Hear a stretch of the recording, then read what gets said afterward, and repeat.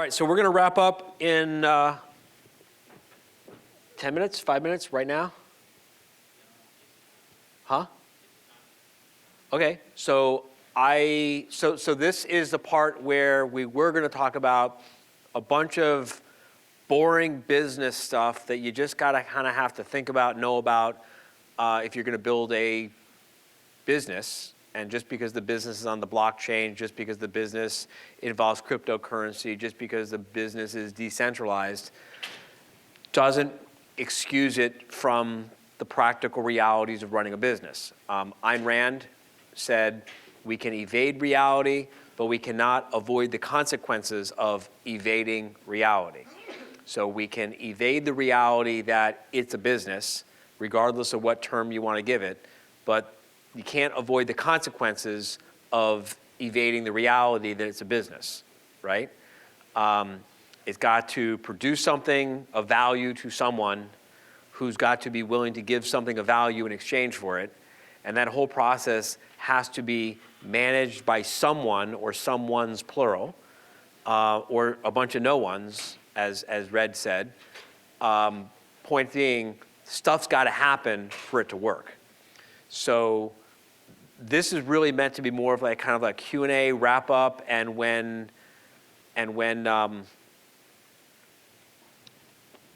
John and when John and Kevin tell us that we're out of time, if there's still interest, I'll just go out to the hall and we can keep talking.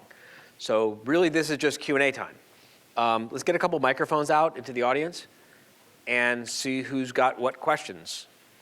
If you got no questions, I will be down walking the trade show floor because I haven't seen hardly anything.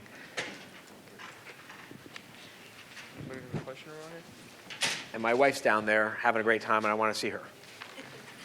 So, yes. Can you hear me? I do. Yes. Okay, so my question is, help me understand here. So I work at DAOs full-time, don't have a regular job. All my commerce is on-chain. Can I just ask a question? Sure. When you say you work for a DAO. Yes. The DAO compensates you with some kind of remuneration. That's correct. Do they compensate you with fiat currency? No. They compensate you 100% with cryptocurrency? Yes. Is it important, and now I'm just curious, which cryptocurrency or currencies they compensate you with? If it's not important or you want to keep it confidential, that's fine. No, I mean, I am very particular about the type of currencies I'm going to take. I'm not going to take some speculative social token. The DAO I work for is very huge, very well known. I prefer not to say. If anyone wants to ask, come talk to me about it. But yeah, so I get paid mostly in ETH and mostly in the DAO's native social token. Okay. And I'm a data scientist. I left a Big Four consulting firm, very lucrative, quit like 6 months ago, and I'm in DAOs full time, right? And I do DAO to DAO business. That's what we do. We build products and we provide services for DAOs. So what I'm getting at is all of our commerce is on chain. So our P&L is right there, right? And we built a dashboard that shows us all that information, fully transparent. And I built a model that predicts our cash flows. So help me understand, why do I need a human accountant if I have a protocol with full transparency in my P&L, a dashboard that shows me my cash flows, and everybody can see it. And I guess like my big takeaway right now with this whole conversation, I've been in here a couple hours too, really great combo, is I feel like we're taking all these Web 2 problems and assuming that they're going to be Web 3 problems. And you keep using this term reality. I would challenge that. I would say it's actually not a different reality, it's a different paradigm. And I think there's a paradigm shift that needs to take place. A lot of these issues we're talking about, like regulation, legislation, blah, blah, blah, blah, blah, it doesn't really matter in the context of Web 3. It matters in the context of Web 2. So we're in this really awkward spot where we're kind of in Web 2.5 trying to figure out what to do. And I don't know, I guess my perspective is I feel like we're putting crypto in a box, making all these assumptions about how these businesses will or will not operate. So I guess more of a kind of a running, trailing thought than a question. But to go back to the original question, from your perspective, help me understand why I would want an accountant in that type of situation from a business perspective. Obviously I have a personal accountant for my own taxes, right? But from a business perspective, why does my DAO need an accountant if we have a magic money robot that takes care of it for us? Thank you. Okay, so first of all, I love replacing the term reality with the term paradigm, because you're absolutely right. Where the fuck were you 2 days ago? I would have been saying paradigm, paradigm, paradigm. And then people would be running around, that guy Rjob Robbins is so brilliant, he said paradigm. So here's my perspective on it. And I disagree with you about Web 3.0. I think that what you're talking about is what Web 4.0 is going to be. I totally agree that Web 2.0 is old paradigm, and a lot of the stuff we're talking about is 100% Web 2.0 native issues. We're in complete agreement on that, I think. I think Web 3.0 is where we figure out how to reconcile these things. And I don't think we get to Web 4.0 until people stop talking about the value of their cryptocurrency as it relates to fiat currency. When we reach a certain tipping point, and I don't know what that tipping point is, it's not 51%, it's less than that. But when we get to some tipping point and we have enough people who are talking about and thinking about and trading and negotiating, I'm just going to say Bitcoin as a proxy for all cryptocurrency, okay? When I say to you, hey, will you come work for me? And you say, yes, I will gladly come work for you. I think it's meaningful work and it's a great organization and I love what it stands for. What will you compensate me? And I say, I'll compensate you with 2 Bitcoins per year. And you say, okay, will you pay me whatever that breaks down to per month as a monthly compensation? And I say, yes, your employment agreement will call for you to get what's 2 Bitcoins divided by 12 months. Can anyone tell me what that number is? Or what the proper denomination of Bitcoin is? It's what? 0.16 what? Right, but there's like some term for that. It's not a Satoshi, it's something else. Anyway, fine. I will pay you 0.16 Bitcoin per month. And you say, great, I will accept 0.16 Bitcoin per month as my compensation, right? And whether Bitcoin goes, whether the exchange rate for Bitcoin against the US dollar is up or down, whether the exchange rate of the US dollar against the euro goes up or down, whether the exchange rate for the US dollar against the Japanese yen goes up or down, whether the exchange rate for the US dollar against 55 gallons of oil goes up or down, doesn't matter. I pay you 0.16 Bitcoin per month. That's what you receive, that's what I pay. And when we start having that kind of relationship, because you think to yourself, okay, 0.16 Bitcoin per month, this is great. This is a very nice income. I can use 0.16 Bitcoin per month to pay for the house that I want to pay for, to pay for the car that I want to drive, to take the vacations I want to take, to employ the domestic services that I want to employ for my home, to give my children the education that I want to provide for them, to buy the kind of insurance that I want to provide for my family, to provide the philanthropic initiatives that are meaningful to me. when you say to me, I don't care what the exchange rate is between Bitcoin and US currency, Japanese currency, European currency, a barrel of oil, it doesn't matter, 0.16 Bitcoin is it, then I think we are in Web 4.0. Web 3.0 is where I think we are headed. And remember, I just read the statistic. Does anyone know the current statistic, the percentage of Americans that have a wallet?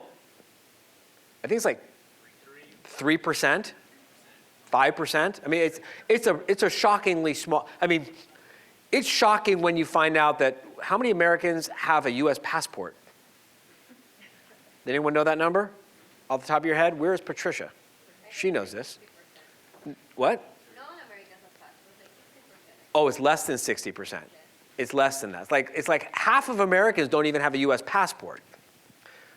95% of Americans don't even have a wallet, a crypto wallet. So I think that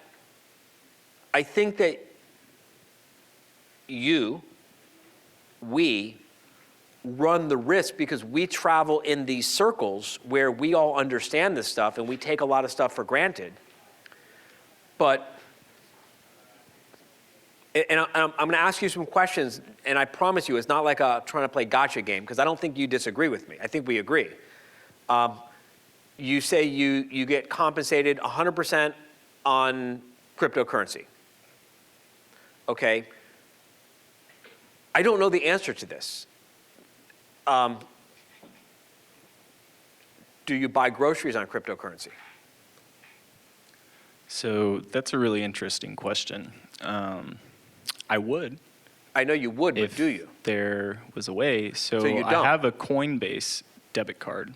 So you have to that convert your lets cryptocurrency you, into US you know, currency to buy groceries. Yeah, but that's And more a gasoline. limitation of society than my particular business structure. I completely agree with you that it's a limitation of society. And my point is Web 3.0, I think, is where we figure that stuff out. And once we've figured it out, that's when I think we get to Web 4.0 and we can have the paradigm shift that you're talking about, which I look forward to. Yeah, I completely agree. And it's interesting. Sorry, not to cut you off. No, I cut you off. I'm sorry. I started denominating everything in ETH back in the summer when I got into NFTs. And I remember the first time I spent like half an ETH or an ETH on a picture. I was like, I'm an idiot. What is going on? Like, this is stupid. And then, of course, I made a bunch of money like a lot of other people did with NFTs.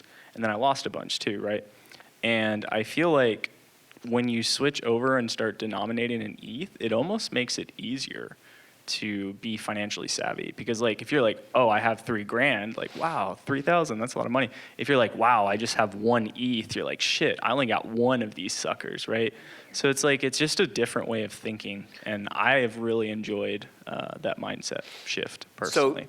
So your original question, and I love what you're telling me, your original question is, why does the DAO need an accountant, a human being accountant? And my answer to you is to translate and to navigate and to serve as the bridge between Web 2.0 and Web 4.0. And maybe when we get to Web 4.0, you won't need an accountant. Now, we now need to talk for a minute about what kind of accountant we're referring to, right? Because there's financial accountants and then there's management accountants. And they're two completely different schools of accountancy, which most people, by the way, don't know. Where's our CPA? Is he here? No, he would back me up on this, I promise. So there he is. Financial accountants and management accountants, two completely different schools, am I right? Yes. So financial accountants are the kind of accountants who I think you don't need or won't need. And I think I probably agree with you that you won't, because financial accountants are basically recording historical transactions and accurately reporting those historical transactions to the centralized authority, taxing authorities. That's what financial accountants do. Management accountants, no. Management accountants are artists. Management accountants are creative souls. Management accountants are what you build a good CFO out of. Management accountants sit at the in the present and look to the future and say, how are we going to navigate to where we want to go? We need to do projections. We need to do analysis. We need to make cost-benefit decisions. Now, maybe you will figure out some kind of artificial intelligence someday that can replace a human being in all of that, but I think that's way beyond Web 3.0. So that's my answer to that. Yeah, no, great discourse and thank you. I think that's kind of what I was thinking too, is like, basically from that description, a financial accountant is a ledger, right? And that's literally what the blockchain is. So it's like, well, we don't really need that, but we're definitely going to need humans advising and being that bridge. So thank you for kind of just stating that, I think. You're welcome, and it's a great question. All right, next question. Yes, and whoever's got the next question, raise your hand so he can give you the mic, so we can just skip ahead. Yes. Answer to how many U.S. citizen? Only 42%. 42% of American citizens have a U.S. passport. And the tipping point is 10%. That's what happened with slavery to tip it over.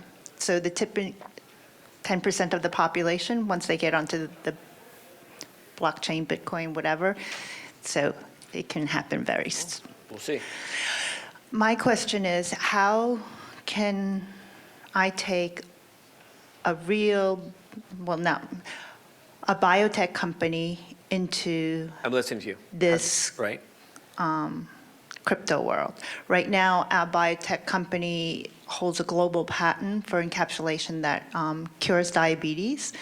Our plan is in about 2 years to sell it to the big farm, but we want it totally out of the box and into the market so that this can't ever be shelved or hidden.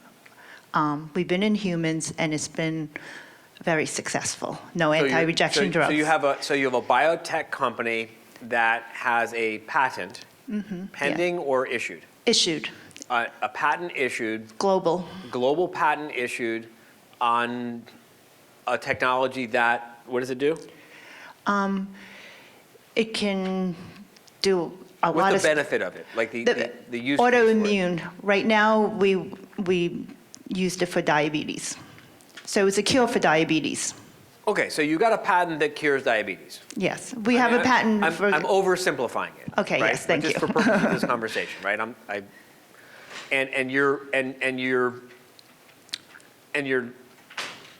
To take this to market, you're going to have to raise capital.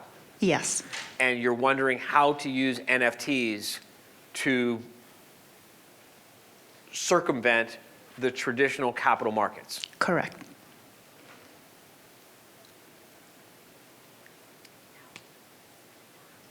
DAO.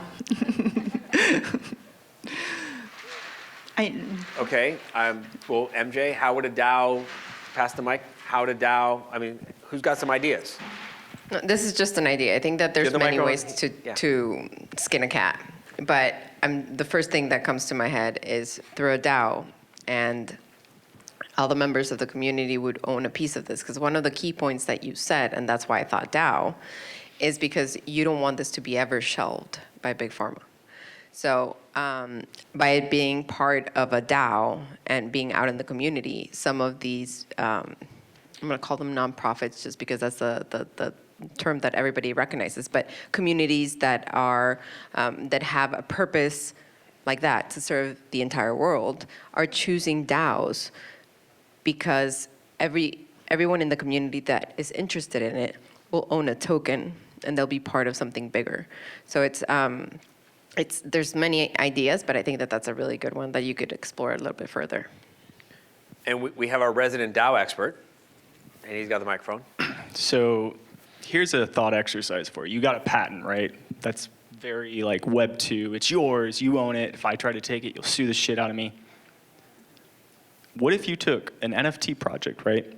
Non-fungible token, and you actually wrapped it around a CCO, a Creative Commons license, right? And at that point, your patent becomes an NFT that is open source, right? So what's the monetization? Well, how do you make money? That sounds like a waste of time, right? Pharma is billions of dollars of R&D, right? I'm familiar with it. Well, I'll tell you how. Look up Nouns DAO, N-O-U-N-S. Spell it. N-O-U-N-S, DAO, and go look at the floor price on OpenSea. Their NFTs are Creative Commons open source. If you own one, you have full commercial rights and full intellectual property. What we're going to see in Web 3 or Web 4 is effectively no longer sort of this notion of I own the IP. It's more I own the original IP, and when you do something with it, I get free marketing. Right, so there's been a ton of derivative projects from Nouns DAO, and just to save you a few clicks, they're worth hundreds of thousands of dollars, like even way more than Bored Ape Yacht Club. Like nobody ever really talks about Nouns DAO, but they're like 5 times more than Bored Apes. So from my perspective, if I was going to figure out how to raise capital for a pharma product, but I wanted to kind of stick with the ethos of this, which me personally, like, what the fuck are we doing if we're not trying to decentralize, right? I would say start an NFT project, make it a Creative Commons license, and if somebody buys that project, like, they have access to your solutions in a way that's very, very non-conventional in our traditional world. So I don't know if that makes sense, but there's some really great articles on this, and if you want to chat more, come find me. And how would someone get in touch with you if they wanted to do that? Smoke signals. Smoke signals. Most secure way of, no, I'm just kidding. Have you opted into our list? I'm not opted into your list. I'm on LinkedIn. If you Google my name, Tim Davis, probably easier just to search Research Wizard, LinkedIn on Google. I'll be the top one. My sort of metaverse identity, if you want that, I'm happy to tell you, but I'm certainly not going to dox myself after just giving you my LinkedIn. So. Or if he uses his QR code and gets onto our list and then gets in touch with me by clicking on the Introduce Yourself button at the bottom, then I could invite him to a webinar where we could actually really dig into this stuff and explore it when we don't have a clock on us. Good. That was a not so subtle hint. Yeah. Excuse me? I love how you make business. That's what we're all doing here, right? All right. Next question. So actually, it's not a question. It's Oh, you have a suggestion. supporting what he was saying. The NFT doesn't need to necessarily be public. There are private NFTs on other networks, such as the Secret Network downstairs. You could have it, everything that he said, and still make it private. So you don't need it to be public, so that nobody else uses it. You can own it, be private, and it's on the blockchain. We should all go to the Secret Network booth together. Yeah, such a shill. When we're done here, we should just all, it's a shill, you say? Yes. Okay. But that's okay. Counterpoint. Anyway, it's just people keep giving them plugs. It's pretty funny. All right. Any other questions? Well then, all right, give her the microphone, please. In case I forget, let me just say, as messed up as our schedule has been for the last 2 days, for everyone who's been here with us, some because of forces outside of our control, some entirely my fault, we would not have been able to make this work even close to as well as it's worked and stay even close to on schedule without our stage manager, John. And Kevin, who's been making the AV work.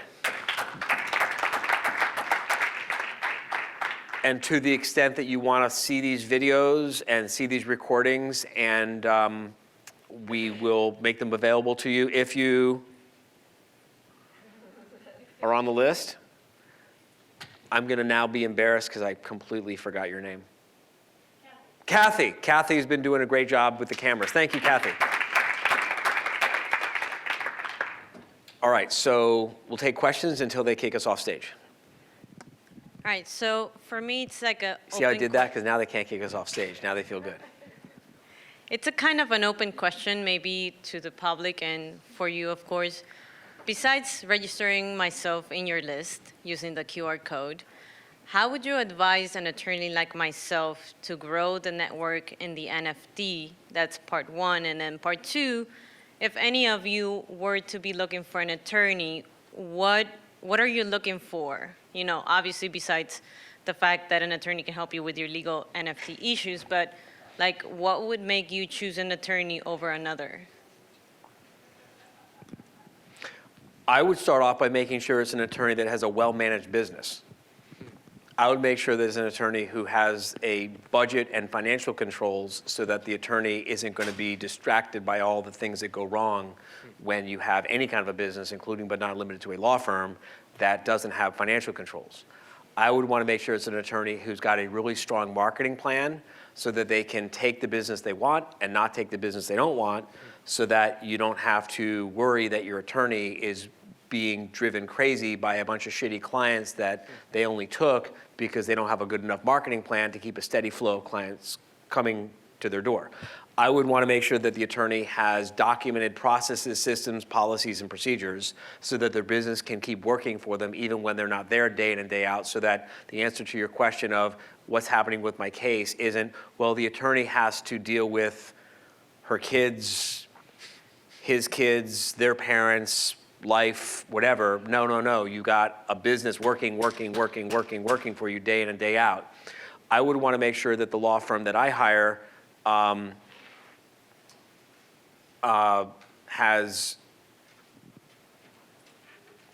a system for converting prospective clients into paying clients, even when the owner of the firm isn't there, so that I don't have to worry about all of the work on my case grinding to a halt when the lawyer, the owner of the firm, has to go meet with another prospective new client. I would want to make sure that the attorney who's advising me on my business is following their own advice about having a business plan. You thought that the QR code was a subtle hint? My business does that for 550 of some of the most profitable law firms in the world. And if you want to talk to some of them, there's some of them. You should schedule an appointment to speak to my sales team so we can help you grow your law firm too. Will do. All right. And I'm inviting her to the Facebook group. And she's inviting you to the Facebook Already group. in Facebook with her. I could have a sales guy up here in 5 minutes. I got 3 of them downstairs. Just point me to them and I'll go talk to them. Why don't we just skip all that and sign you up for a 4-week virtual boot camp that I'll give you for free. And you do the 4-week I'm going to take a $1,000 deposit to guarantee you show up. And if you show up, I'll give you the $1,000 back just to make sure you show up. How's that? Sounds great. Where do I sign? All right. Sign with my agents over here. I was thinking about Discovery Day, and you went ahead and you were No, I'm giving her the boot camp. awesome. All right? MJ, you know her? Yeah, we're connecting in Facebook. Done. All right. No. Go do it now. Go do it now. This is how you sell from stage. You know how you sell from stage? By selling from stage. That's how you sell from stage. I'm doing this whole thing as kind of an experiment, but normally when I'm on stage, I can't remember the last time I walked off stage with less than $500,000 in sales. All right, any other questions? How do you sell $500,000 from stage? Get a microphone over there.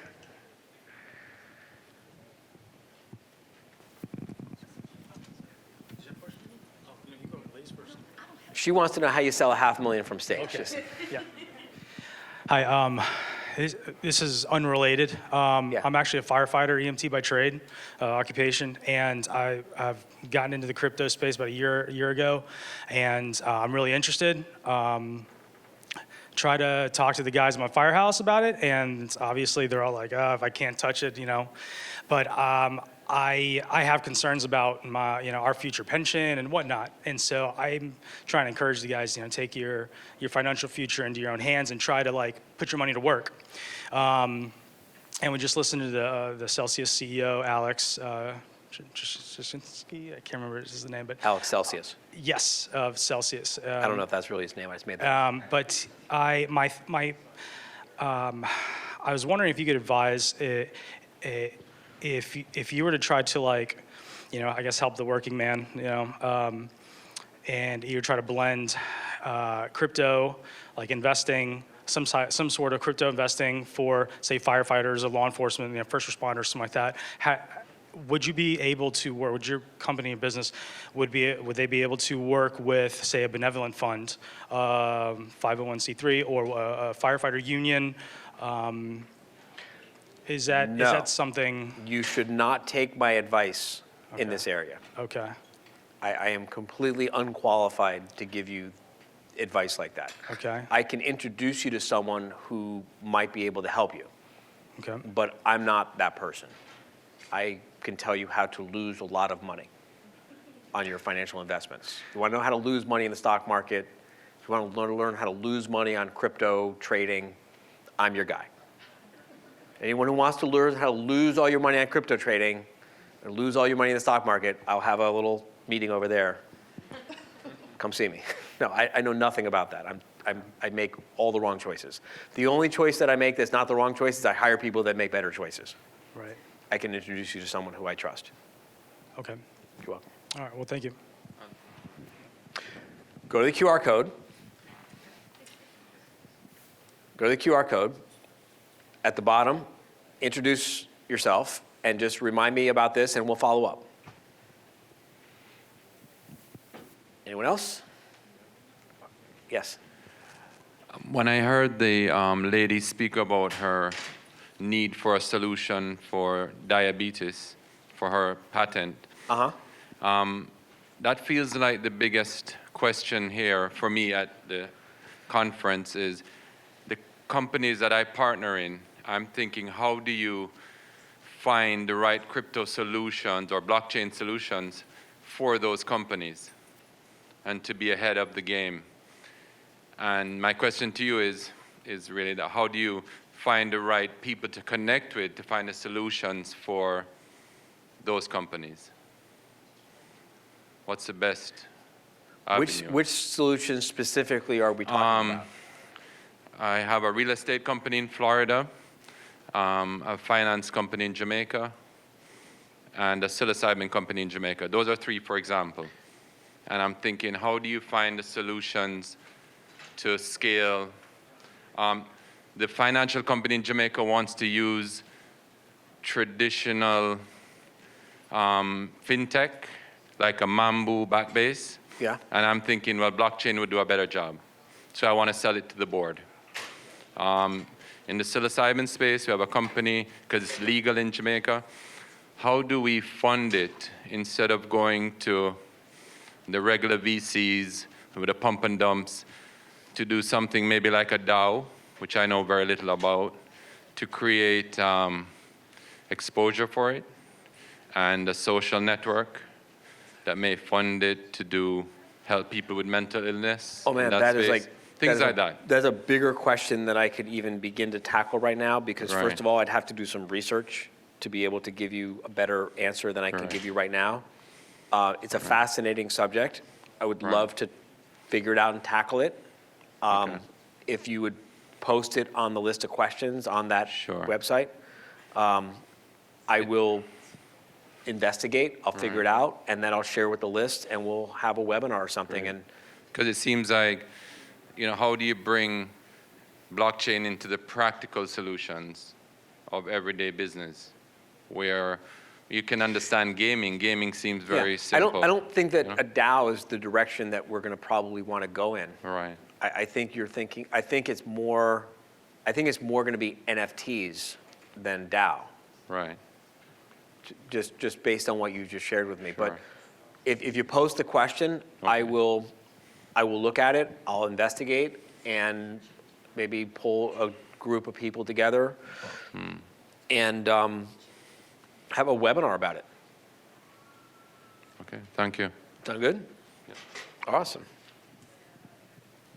All right. Yes.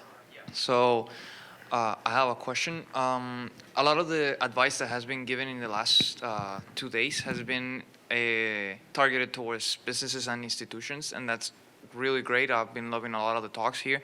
But a lot of the people getting into this business, getting into crypto, are individuals, not necessarily insulated by an institution, as in they don't have a company in which the company would be responsible for their crypto, but rather they as individuals would be. Do you have any contacts or references for that type of personal advices? No? Use a cold wallet. Don't tell people your password. No, I mean, I don't. All right. I try to know my limitations, and like I know what I know, and I try to know what I don't know. All right? And what I think I know is we're done. Thank you all, and I appreciate all your enthusiasm.